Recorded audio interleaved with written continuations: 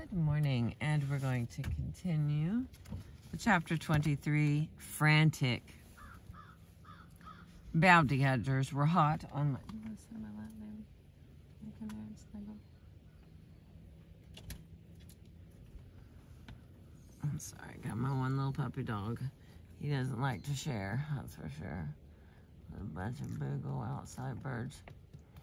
My eagle sitting on top of the middle sad cypress tree.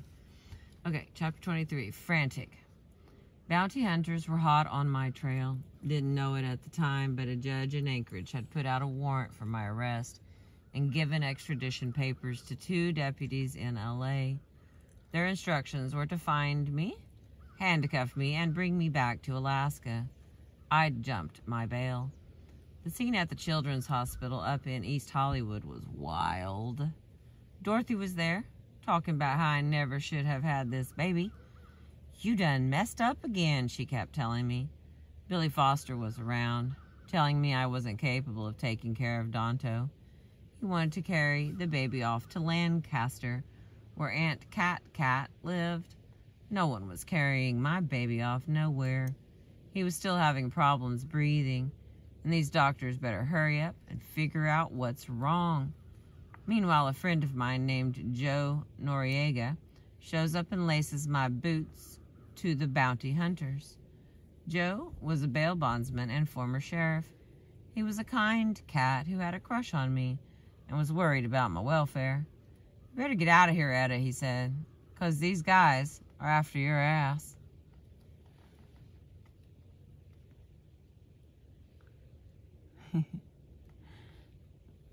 Sorry. I go to the fort where I see the front door is off the hinges from where the bondsman busted in. My neighbor tells me they're hunting me down like I'm a fugitive. So I get out of there and run over to a friend's house. I'm cool for a couple of days until I hear a loud knock on the door. Peep out the window and see these 2 tough-looking cats. The expression on their faces tell me they're working on commission.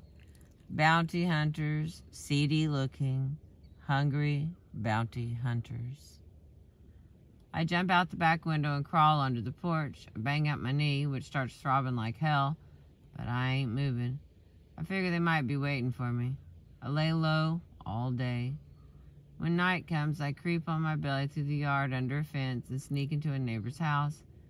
Neighbor says they've been looking for me all up and down the street. So I call Miss Dakota, who brings me over to her apartment and bandages up my knee. I can always count on Miss Dakota. Joe Noriega found out what happened. If you'd marry me, Etta, he says, I'll take you away from all this. I couldn't marry a man I didn't love, no matter how sweet he might be. I was just going to have to be more careful. A few days later, they came after me at work. I was set to perform at Clyde's Star Room on Broadway. When I pulled up to the club, I saw these cars angling towards me, trying to block my car. I reacted real quick, jumping the curb, ramming their Chevy, and peeling off. I was pissed at forfeiting the night's paycheck, but at least I got away. Things were getting nuts. I couldn't go home to the fort. I had to sneak in and out of the hospital at weird times to visit Donto. He looked so helpless, laying up in a big tub of ice. They'd shaved off his hair and hooked him up to IVs. I sat next to him, holding his hand and singing, Who's Making Love? Johnny Taylor's big hit of the day. I tried to keep a happy spirit.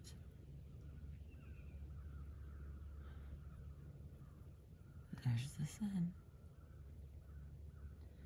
Tried to keep a happy spirit, but it was tough with them bounty hunters on my tail.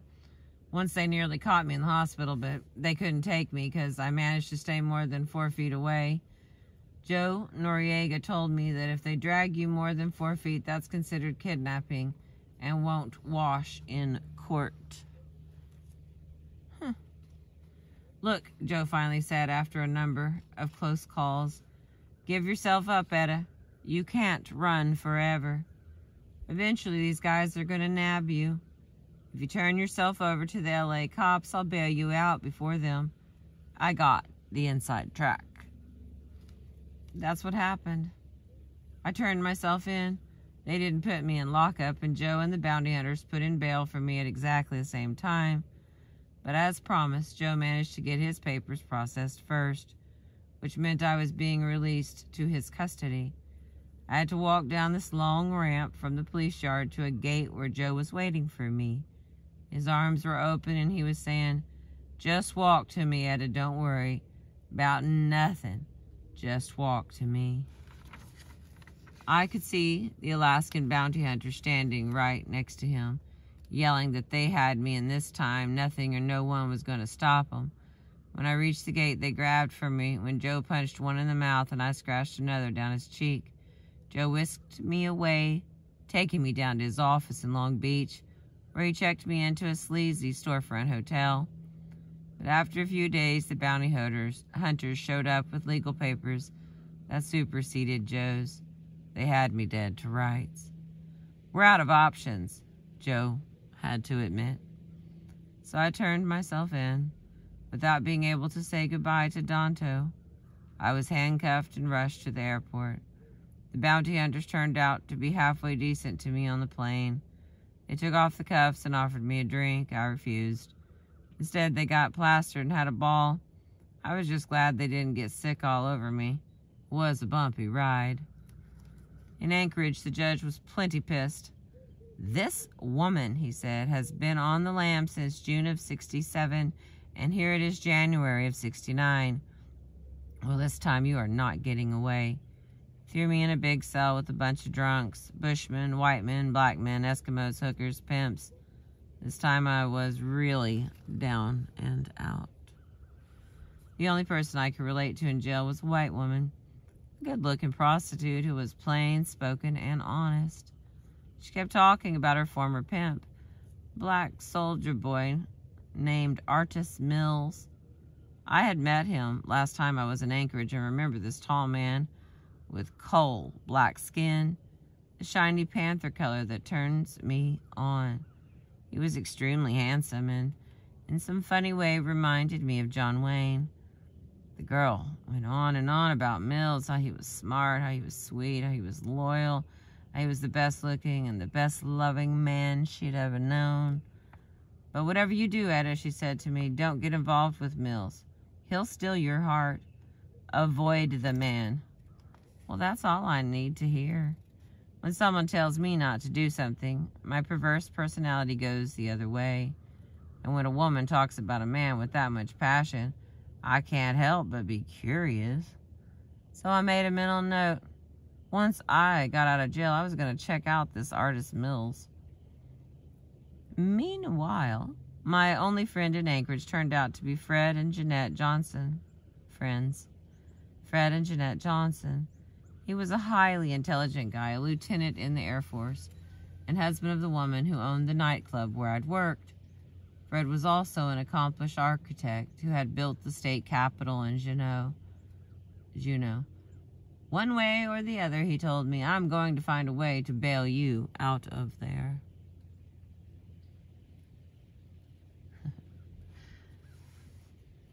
Fred also found me. Oh, okay, wait a second. It took 10 days. The 8th day was the worst. That's when he came to me with a telegram from Children's Hospital in L.A. They needed my permission to give Danto a bronchoscopy. They said my baby's fever had reached 107. He was having convulsions, and they had to put a long tube in him to see what was wrong. The final line of the telegram chilled my blood. "There is a chance," they wrote, "the operation could result in the child's death." What could I do? I was stuck in Alaskan jail. I may as well have been on the moon. Couldn't even call, couldn't get the doctors on the phone. So I telegrammed back my permission and prayed. 2 days later, Fred came to see me. He was all smiles. "The best news," he said, "is that Danto's fever broke. The bronchoscopy was negative, and it looks like he's going to be fine. The other good news is that I've bailed you out."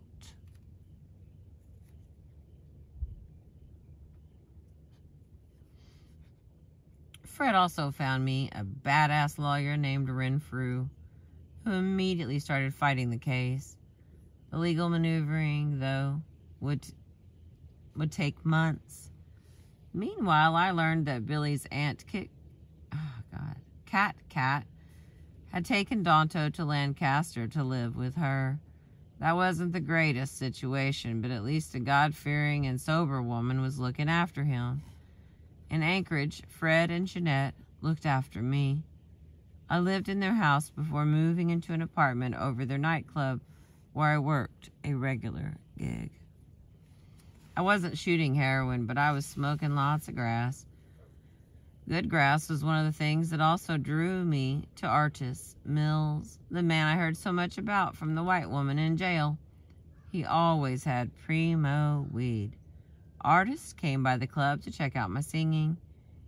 He didn't seem to give a shit about show business or show people. I liked that. I was fed up with hangers-on and groupies. Mills was really a down-to-earth country boy from Texas. No pretenses. I felt I could read his soul real clearly, and that he could read mine. His nickname for me was Strap. Strap, he'd say, you're a funny woman. You always do just what you want to do. What I wanted to do was get involved with this man, and I did. Inside, he was gentle and kind, and for the first time in my life, I believed I'd found a man whose main concern was me and my welfare. I also knew that a man like Artis Mills, 6'4" and 230 pounds of muscle, would scare off Billy Foster. And God knows I wanted to get rid of Billy. I was reverting to my old method. The way I'd used Red Dillard to chase off the pimp, I'd used Mills to chase off Foster. But this time I wanted to take it even further. I wanted to get married. I was a 30-year-old. That seemed like a milestone. At 30, I wanted a husband. I had never been married before. I had things down in L.A. I needed to protect. A house, a car, a career. I needed help in reclaiming my son. I needed to know that Billy was not going to terrify me for the rest of my life. Billy was capable of anything, burning down my house, taking a shotgun, and blowing my head off. Physically and romantically, I was hooked on this Artis Mills. He was different from any man I'd ever gone with. He was honest. He loved me simply, loved me in a way that didn't feel greedy or selfish. I was ready for real emotions. Luck started to turn my way. Renfrew was fighting my case like a real-life Perry Mason, showing how the evidence was circumstantial and proving that identification of me was uncertain. After 3 months of fancy footwork, he won. The judge gave me a floater out of Anchorage, making me promise I wouldn't come back to Alaska for 5 years. Hell yes, I promised. I swore it on a stack of Bibles. Me and Mills got married in May, and then ran out of Alaska like bats out of hell. I couldn't wait to see my baby. The minute we touched down at LAX, we drove over to Lancaster, where we found Donto all chubby and healthy. Man, I was thrilled. I held the child in my arms. It hurt that he didn't know me, but he would. Mills made sure that Billy didn't give us no trouble. This was my baby, and no one was going to raise him but me. We took him back to the fort in South Central. In some ways, I had a new life. I had a new husband, a child with brand new health, a new freedom from the charges in Alaska. Things should have been great. As the 60s were roaring to an end, I might have been moving into the most powerful period of my life. For all my personal confusion and turmoil, I could still look back at a decade of solid hits. In the soul era, my reputation had grown. People put me in a category with Otis and Aretha. I didn't win, but I was nominated for a Grammy 4 different times. I'd like to tell you that this was the point where I straightened out and flew right. but that would be a lie. The truth is, I was still ripping and running. If anything, the pace picked up. And that is the end of chapter 23. 24 is The Chicken is Heroin. I've been reading to you from Rage to Survive. The Etta James. Yeah, Etta James, written with David Ritz. So if I can get another one in, then I will. Thank you for being with me. You know I appreciate you. Now that that sun's up nice and bright, I'm going to zoom in so you can see all my friends. This is my audience. It's a bunch of Oklahoma birds. They don't talk to me, but I talk to them. And I whistle, and I say they are pretty birds. And they fly around so I can see them. Thank you for being with me. I appreciate you.